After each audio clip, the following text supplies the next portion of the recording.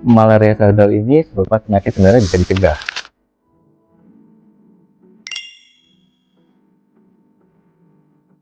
Ya, untuk tata laksana malaria sendiri ini tentu pertama ya kita harus menegakkan diagnosisnya dulu. Untuk menegakkan diagnosisnya tadi adalah dari gejalanya, kemudian ada riwayat bepergian di daerah endemik. Kemudian untuk diagnosisnya kita juga harus menyingkirkan ada kemungkinan penyebab yang lain atau tidak. Makanya pada pasien dengan malaria cerebral ini perlu ada pemeriksaan lanjutan untuk menegakkan diagnosisnya. Dan bagaimana kalau misalnya sudah terdiagnosis? Tentu bila telah terdiagnosis perlu terapi secepatnya untuk menangani infeksi malarianya dengan pemberian obat-obat anti malaria dan selain itu juga pemberian obat-obat simptomatis sesuai dengan gejala dari pasien.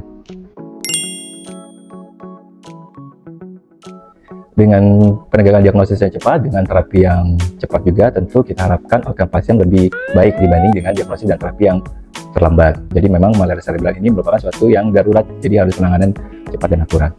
Dan insya Allah dengan terapi yang tepat dan cepat ini, kita harapkan outcome-nya pasien lebih baik, tidak disertai dengan gejala-gejala sisa. Malaria cerebral ini merupakan penyakit sebenarnya bisa dicegah. Bagaimana mencegahnya? Yang pertama, kalau kita berada di daerah endemi atau sedang berpergian ke daerah endemi, biasanya kita diberikan obat-obat untuk pencegahan. Jadi ada beberapa obat yang kita minum rutin selama kita berada di daerah-daerah endemik. Kemudian yang bisa dilakukan adalah, karena ini adalah suatu gigitan nyamuk, jadi mencegah terjadi gigitan nyamuk bisa dengan pemberian repellent, pemberian pemakaian kelambu saat tidur, atau pemakaian baju yang lebih tertutup biar tidak terkena gigitan nyamuk.